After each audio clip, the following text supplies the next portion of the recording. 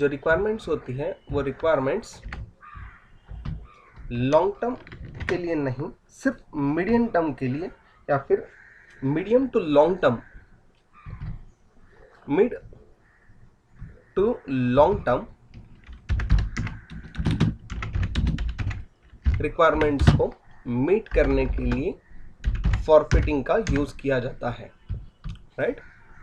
Next point अगर हम लोग देखें तो जो फाइनेंस है वो फाइनेंस प्रोवाइड होते वक्त कितने परसेंट में प्रोवाइड होगा, तो फाइनेंस फॉरफिटिंग में generally up to 80% finance provided. कौन प्रोवाइड करता है, तो फैक्टर क्लाइंट को इन एडवांस 80% प्रोवाइड करता है, राइट।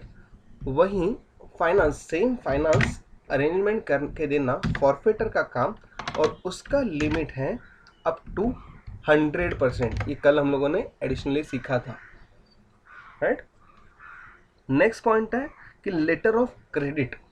जब फैक्टरिंग किया जाता है या डेटर्स जो होते हैं, रिसीवेबल्स जो होते हैं, वो क्लाइंट फैक्टर को सेल करता है, तो उसे कहीं पर भी लेटर ऑफ क्रेडिट की ज़रूरत नहीं पड़ती है। लेकिन वही अगर हम लोग फॉरफिटिंग के लिए कंसीडर करें तो वहाँ पे लेटर ऑफ क्रेडिट का होना मस्ट होता है। लेटर ऑफ क्रेडिट फॉरफिटिंग के लिए it is must.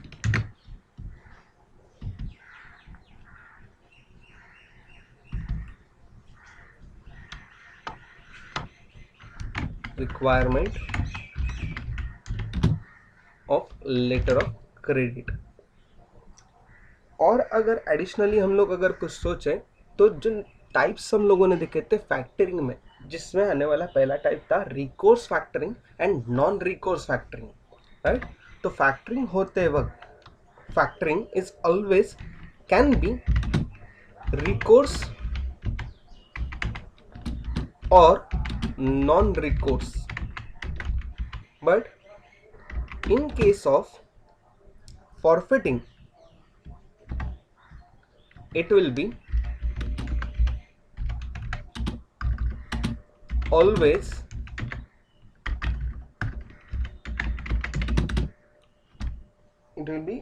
always non recourse factoring।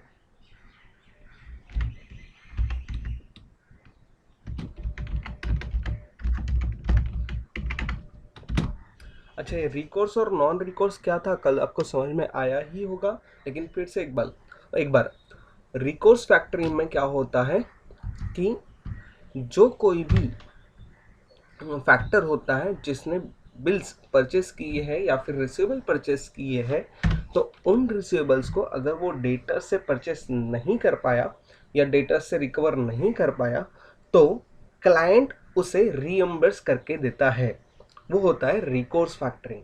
और नॉन रिकोर्स फैक्टरिंग में क्या होता है कि वही सारी के सारी रिस्क जो क्रेडिट रिस्क होती है वो फैक्टर के पास चली जाती है। अगर डेटर से पैसा रिकवर नहीं हुआ तो सारा का सारा पैसा वो फैक्टर, सारा का सारा लॉस वो फैक्टर को बेयर करना पड़ता है।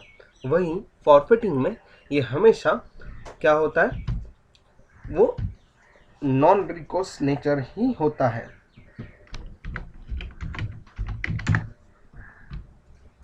ठीक है। नेक्स्ट पॉइंट जो है वो है कॉस्ट से रिलेटेड। तो कॉस्ट जो होती है वो नॉर्मली, मतलब जो सर्विस कॉस्ट जिसे हम लोग कहते हैं, तो वो सर्विस कॉस्ट फैक्ट्री में is bear by client. And जो सर्विस कॉस्ट फॉरफिटिंग के लिए लगती है तो 100% फाइनेंस प्रोवाइड करते हैं, तो जितनी भी सारी कॉस्ट होगी वो खुद फॉरफिटर वहां पे बेयर करता है। ठीक है। तो ये हमारे बेसिक जो डिफरेंसेस है डिस्टिंग्विश बिटवीन के लिए वो सारे यहाँ पर है, जिसमें meaning, domestic and international requirements, finance provided, need of letter of credit, then recourse और non recourse factoring and service cost. ये बेसिक डिस्टिंग्विश के पॉइंट हमें याद रखने हैं, ठीक है। तो फैक्टरिंग और फॉरफिटिंग में हम लोगों ने जितना भी बेसिक सीखा है उसके बेसिस पे जो हम लोगों ने सबसे पहले इंट्रोडक्शन सीखा था, इंट्रोडक्शन टू फाइनेंशियल सर्विसेज, वहाँ पर हम लोगों ने बहुत सारी एनबीएफसीज का जिक्र किया था। अब एनबीएफसीज होती क्या है, किस तरह से होती है, इसके बारे में हम लोगों ने जो कुछ भी सीखा है उससे रिलेटेड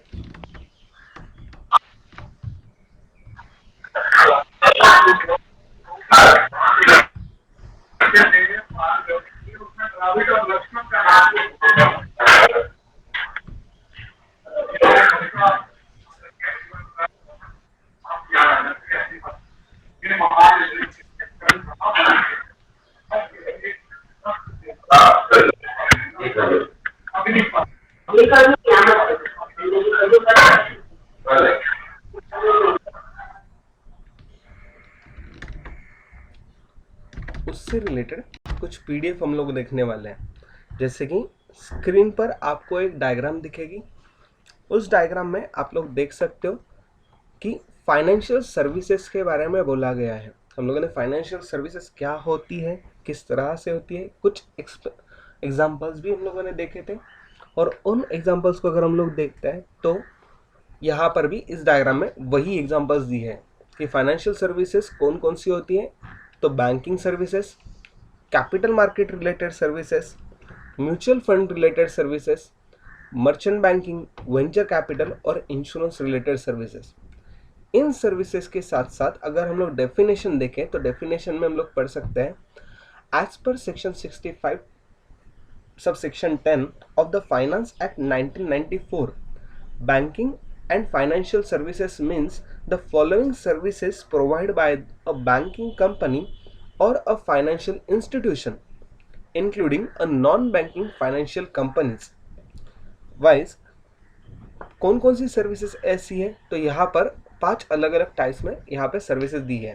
पहली, financial leasing services including equipment leasing and hire purchase by a body corporate. Financial leasing services में से जो इक्विपमेंट होते हैं, ह्यूज इक्विपमेंट जिनकी कंपनी को ज़रूरत है, मैन्युफैक्चरिंग कंपनीज को, उनके लीजिंग के लिए और हायर परचेज के लिए जो कोई भी सर्विस प्रोवाइड की जाएगी वो सारी इंक्लूडेड होती है फाइनेंशियल सर्विसेज में। साथ ही साथ credit card services, all services which are related to the credit card और advance credit. Next third point है merchant banking services. Merchant banking services या फिर मर्चेंट बैंकिंग के फंक्शंस और उससे रिलेटेड ढेर सारी सर्विसेज हम लोग नेक्स्ट चैप्टर जो सिक्योरिटाइजेशन इशू मैनेजमेंट प्रोसेस है उसमें हम लोग डिटेल में सीखने वाले हैं। Securities and foreign exchange broking, all services which are related to the management of the securities and also the foreign trades or foreign exchange broking services.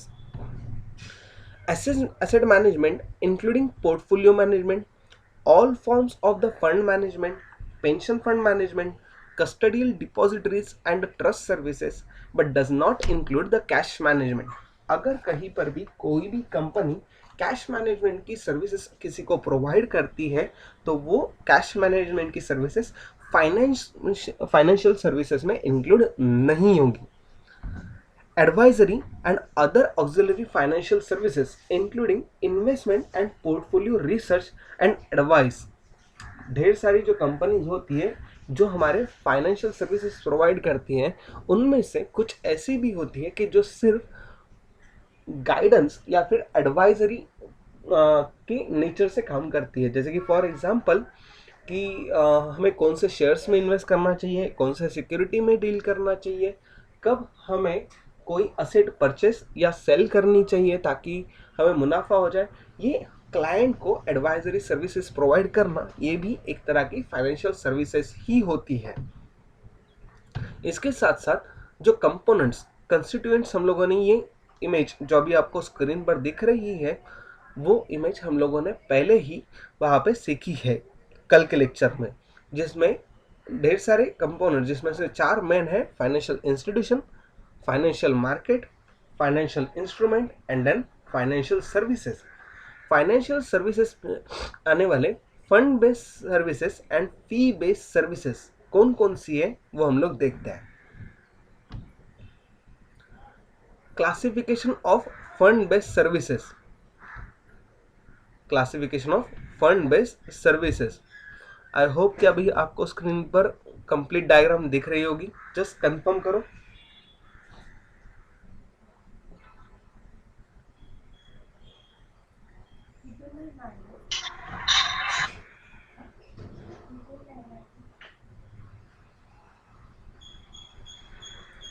Classification of fund based services, fund based services जिसमें आने वाले retail या consumer finance related services और दूसरा corporate level services, ये दो अलग अलग सर्विसेज मेन हेडिंग्स के अंडर आने वाले डिफरेंट सर्विसेज जैसे कि leasing, hire purchase, venture capital, insurance और ट्रेड फाइनेंस, ये सारी मेन सर्विसेज प्रोवाइड की जाती है। अब लीजिंग और हायर परचेस ये दोनों भी हमारे रेंटल एग्रीमेंट से रिलेटेड या फिर कोई असेट जब हम लोग रेंटल पे लेते हैं तो वो सारी सर्विसेज इन दोनों केसेस में आती है, एक लीजिंग और दूसरा हायर परचेस। उसके बाद अगर लीज होती है तो लीज में दो अलग अलग सब टाइप्स है, जिसमें से पहला है इक्विपमेंट फाइनेंस और दूसरा है इन्वेस्टमेंट बैंकिंग। अब ये दोनों में होता क्या है कि जनरली लीजिंग के लिए इक्विपमेंट फाइनेंस, कोई इक्विपमेंट जब किसी कंपनी को या मैन्युफैक्चरिंग फर्म को या इंडिविजुअल बॉडी कॉर्पोरेट्स को जब रिक्वायरमेंट होता है तो उसे उस पर्टिकुलर इक्विपमेंट को परचेस करने की अगर कैपिटल उनके पास में नहीं होगा तो वो क्या करेंगे, तो वो उसे लीज पर लेते हैं, रेंटल पर लेते हैं फॉर अ सर्टेन पीरियड। तो वहाँ पे उस लीज के लिए जो प्रोवाइड किया जाता है उस अमाउंट पे की जाती है, रेंटल पे किया जाता है, तो वो सारी की सारी फाइनेंस कंपनीज वहाँ पे करती है और जिनका रीएम्बर्समेंट क्लाइंट वहाँ पे करते हैं। तो यहाँ पर फंड बेस्ड सर्विसेज अगर हम लोग जो सीख रहे हैं उसे हम लोग देखें तो whenever the finance is made available to the client, whenever the finance is made to the available to the client, then it is called as a fund based services, right? तो उसमें आने वाले इन्वेस्टमेंट बैंकिंग हो, mutual fund related service हो, उसके साथ साथ insurance related services हो, जहाँ पे फाइनेंस का मोबिलाइजेशन होता है और यही सर्विसेज में फाइनेंस प्रोवाइड किया जाता है। अगर हम लोग देखें तो commercial paper, equity research, asset managements, hire purchase, then factoring and forfaiting, इन सभी में क्या होता है कि फंड्स मोबिलाइज होते हैं, तो that's why they are called as a fund based services. ठीक है, और उसी के साथ साथ इन सर्विसेज के बाद हम लोग नेक्स्ट आते हैं फी बेस्ड सर्विसेज। जो हमारी फाइनेंशियल सर्विसेज थी, ये फाइनेंशियल सर्विसेज में आने वाले फंड बेस्ड और फी बेस्ड सर्विसेज, इन दोनों को क्लासिफिकेशन हम लोग सीख रहे हैं, जिसमें से फंड बेस्ड सर्विस अभी हम लोगों ने देखे और फी बेस्ड सर्विसेज में आने वाली merchant banking, credit rating, custodial services, securitization of debt, loan syndication और स्टॉक ब्रोकिंग, इस तरह की सर्विसेज प्रोवाइड की जाती है। In short fee based services मतलब क्या होता है कि जब कोई भी बैंकिंग कंपनी या फिर नॉन बैंकिंग कंपनीज, एनबीएफसीज या फिर फाइनेंशियल इंस्टीट्यूशन अगर कोई फाइनेंशियल सर्विसेज प्रोवाइड करती है, whether it is advisory services, then management services और गिव एंड टेक सर्विसेज, तो ये सारी सर्विसेज विथ चार्ज वहाँ पे वो क्या करती है, वहाँ पे सर्विसेज प्रोवाइड करती है। इन शॉर्ट अगर समझ में आए तो अगर सपोज कोई स्टॉक ब्रोकर है तो वो स्टॉक ब्रोकर क्या करता है, वो क्लाइंट की जो अमाउंट होती है, क्लाइंट की जो मनी होती है, उस मनी को इन्वेस्ट करने की जो क्लाइंट की इच्छा होती है उससे वो डिपॉजिटरीज के थ्रू वहाँ पे ट्रेड करने की फैसिलिटी अवेलेबल करके देता है, जिसके लिए वो ब्रोकरेज चार्ज करता है। तो ब्रोकरेज ये उस पर्टिकुलर ब्रोकर की या स्टॉक बुकिंग कंपनी की क्या है, फीस है, वो उनके चार्जेस है। इस तरह की चार्जिंग्स जहाँ जहाँ ली जाती है वो सारी सर्विसेज हमारी क्या कहलाती है, फी बेस्ड सर्विसेज। अब क्वेश्चन आएगा कि ये merchant banking, credit rating, stock broking, custodial services, loan syndications, ये सब होता क्या है। क्रेडिट रेटिंग हम सब जानते हैं, स्टॉक ब्रोकिंग के बारे में भी थोड़ी बहुत आइडिया है, और मर्चेंट बैंकिंग भी इसी तरह का कुछ हिस्सा है। ये फी बेस्ड सर्विसेज और फंड बेस्ड सर्विस हम लोग आने वाले हर एक चैप्टर में एक एक करके पढ़ने वाले हैं। मर्चेंट बैंकिंग जो हमारे सिक्योरिटाइजेशन और इशू मैनेजमेंट इस चैप्टर में सीखा जाएगा। क्रेडिट रेटिंग जो है वो हमारे 4th चैप्टर में हमें सीखना है। देन स्टॉक ब्रोकिंग हमारे 3rd चैप्टर में है। कस्टडियल सर्विसेज के बारे में अगर समझना है तो जिस तरह से हम लोग किसी बैंक में कोई लॉकर की जो फैसिलिटी होती है उसे इस्तेमाल करते हैं और उसके लिए लॉकर का जो रेंट होता है वो हम लोग पे करते हैं, तो सेम उसी तरह से कस्टडियल सर्विसेज सिक्योरिटीज के लिए भी प्रोवाइड की जाती है, कुछ असेट्स के लिए भी प्रोवाइड की जाती है। तो उन सर्विसेज प्रोवाइडिंग कंपनी उनसे कमीशन या फिर फीस चार्ज करती है। That's why custodial services is also included in the fee based services.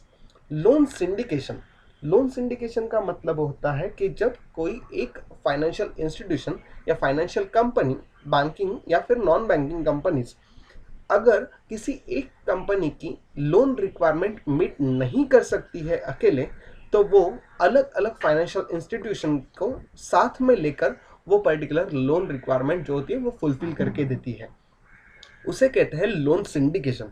और जिस तरह से लोन प्रोवाइड करते वक्त इंटरेस्ट चार्ज किया जाता है, सेम उसी तरह से प्रोसेस में लोन सिंडिकेशन के वक्त भी होता है। साथ ही साथ जो सिक्योरिटाइजेशन ऑफ डेट है, ये सिक्योरिटाइजेशन हम लोगों के लिए एक अलग चैप्टर है, अलग टाइप है, तो उसमें हम लोग डिटेल में सीखेंगे। अगर थोड़ा सा ओवरव्यू चाहिए तो सिक्योरिटाइजेशन मतलब क्या होता है, जो हमारी डेट्स है मतलब जो हमारे बोरोड कैपिटल्स होते हैं उन बोरोड कैपिटल्स को कन्वर्ट करना हमारे ओन कैपिटल में, उसे हम लोग कहते हैं सिक्योरिटाइजेशन ऑफ डेट। फिर उसमें सभी बोरोड कैपिटल में long term, short term, including creditors या फिर बिल्स पेएबल भी इंक्लूड हो सकते हैं। ठीक है, इन सब के साथ साथ जो ऑब्जेक्टिव्स थे, तो ऑब्जेक्टिव्स हम लोगों ने पहले ही सीखे थे। ऑब्जेक्टिव्स में आने वाले mobilization of savings, then selection of project and monitoring performance of industries, then provide efficient and effective payment clearing and settlement system, offer portfolio valuation, advisory services और ट्रांसपोर्ट सिस्टम। ये सारे जो हमारे ऑब्जेक्टिव्स थे financial services के, ये हम लोगों ने ऑलरेडी प्रीवियस लेक्चर्स में डिस्कस किए हैं, सिर्फ यहाँ पे पॉइंट आउट करके रखे हैं। देन नेक्स्ट अगर हम लोग दूसरे लेवल पे जाता है तो इनमें हम लोगों को सीखना था, तो जो फीचर्स थे फाइनेंशियल सर्विसेज के वो इंटैंजिबिलिटी, inseparability, heterogeneity, perishability, then changing demand और प्राइसिंग ऑफ सर्विसेज, ये सारे 6 के 6 फीचर्स भी हम लोगों ने कल के लेक्चर में सीखे थे। साथ ही साथ problem in financial service sector basics जो थे इसी को हम लोगों ने पॉइंट आउट करके उनके साथ डिस्कस भी किया था। आगे बढ़ेंगे अगर हम लोग तो difference between NBFC and banking company, जिसमें हम लोगों ने बेसिक्स जो टाइप्स थे उसमें चेक से रिलेटेड, डिमांड डिपॉजिट से रिलेटेड, एनबीएफसी से रिलेटेड, ये सारे जो क्रेडिट गारंटी रिलेटेड जो पॉइंट्स थे उससे हम लोगों ने डिटेल में डिस्कस किए थे। टाइप्स ऑफ एनबीएफसीज, जो ऊपर हम लोगों ने एनबीएफसीज देखी उसमें फी बेस्ड और फंड बेस्ड फाइनेंशियल सर्विसेज देखी थी, और अब एनबीएफसी जो नॉन बैंकिंग फाइनेंशियल कंपनीज हैं उन non banking financial services non banking financial companies जो है उनके बारे में अगर हम लोग सोचें तो जितनी भी सारी टाइप्स है वो सारे asset finance companies, investment company, loan companies, infrastructure companies, factor NBFCs और इंफ्रा डेट फंड एनबीएफसीज इनमें क्लासीफाई होते हैं।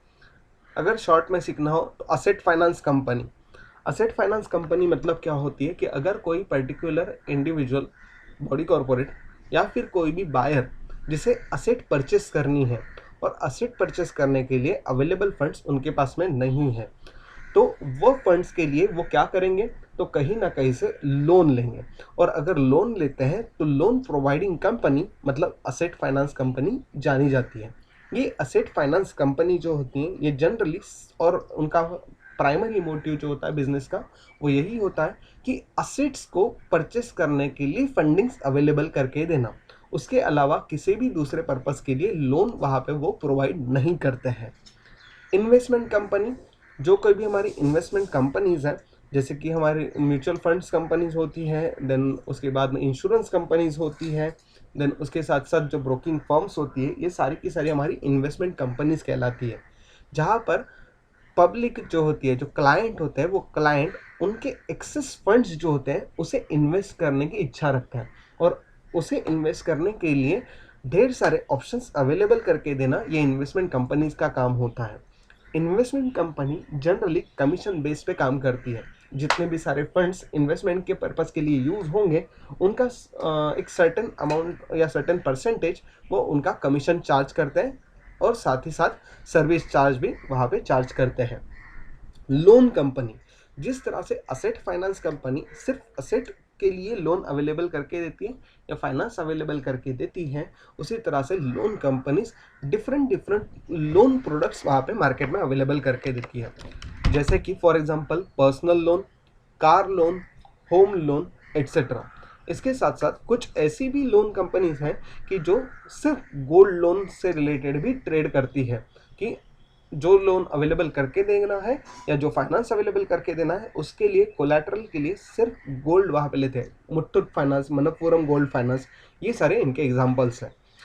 इंफ्रास्ट्रक्चर कंपनी, इंफ्रास्ट्रक्चर कंपनी में आने वाले जो कंपनीज हैं, बेसिकली इंफ्रास्ट्रक्चर एनबीएफसी जिसे हम लोग कहते हैं, तो ये सारी एनबीएफसी इंफ्रास्ट्रक्चर या कंस्ट्रक्शन कंपनीज को लोन अवेलेबल करके देती है, और उनके लिए जो मेजर प्रोपोर्शन था उनका बिजनेस का, मतलब जो इंफ्रास्ट्रक्चर एनबीएफसीज है, तो उनका जो मेजर प्रपोर्शन होता है, वो मेजर प्रपोर्शन सिर्फ और सिर्फ इंफ्रास्ट्रक्चर कंपनीज को ही दिया जाता है, या फाइनेंस जो होता है वो उनको ही प्रोवाइड किया जाता है। आप नीचे भी देख सकते हो कि 75% of the total assets are infra loan.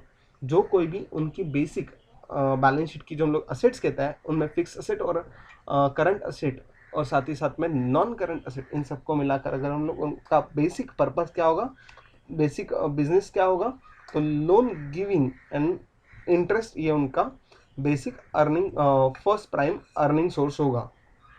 तो उनमें से 75% जो होने चाहिए, मिनिमम 75% इंफ्रा लोन होने चाहिए। देन फैक्टर एनबीएफसी, हम लोगों ने जो फैक्टरिंग सीखा है, तो फैक्टरिंग प्रोवाइडिंग जो कोई भी फाइनेंशियल इंस्टीट्यूशंस होंगी, एनबीएफसीज होंगी, उसे फैक्टर एनबीएफसी कहा जाता है, जिनका one and only business is factoring, to provide the finance to the client by purchasing their receivables, ठीक है। Then infra debt fund sir NBFC, infra debt fund मतलब नॉर्मली जब कोई इंफ्रास्ट्रक्चर कंपनी होती है, तो वो कैपिटल फॉर्मेशन के लिए कहीं ना कहीं से लोन लेती है, तो उनसे लोन लेना और लोन प्रोवाइड करना, ये तो इंफ्रास्ट्रक्चर कंपनी का काम हो गया। लेकिन जब इंफ्रास्ट्रक्चर कोई कंपनी हो और इंफ्रास्ट्रक्चर कंपनी उनके खुद के डिबेंचर्स वहाँ पे इशू करती हो या फिर बॉन्ड्स इशू करती है, तो उन बॉन्ड्स को परचेस करना as an end require and volume में परचेस करना, तो ये सारा काम प्राइमरी जो सर्विसेज होती है, ये एनबीएफसीज जो हमारी इंफ्रास्ट्रक्चर फंड एनबीएफसीज में क्लासीफाई होती है। इन सभी एनबीएफसीज का जो क्लासिफिकेशन है, वो भले ही अलग अलग नाम से होता हो, लेकिन टुडेज मार्केट कंपटीशन को अवॉइड करने के लिए ये हर एक कंपनी अलग अलग फैसिलिटीज भी प्रोवाइड करती है। जैसे asset finance company factor NBFC का भी काम करती है, इन्वेस्टमेंट कंपनी का भी काम करती है, या फिर लोन कंपनी जो होती है वो फैक्टर एनबीएफसी भी हो सकती है या इंफ्रास्ट्रक्चर कंपनी भी हो सकती है, राइट। तो ये सारे टाइप्स भी होंगे, लेकिन फिर भी सारी सर्विसेज कोई एक पर्टिकुलर एनबीएफसी भी प्रोवाइड कर सकती है। अगर इनके एडवांटेजेस और डिसएडवांटेजेस अगर हम लोग देखें, तो हर एक के लिए फाइनेंशियल सर्विसेज, अगर बैंक हो तो बैंक के लिए क्या होगा, किस तरह से होगा, ये यहाँ पर दिया हुआ है।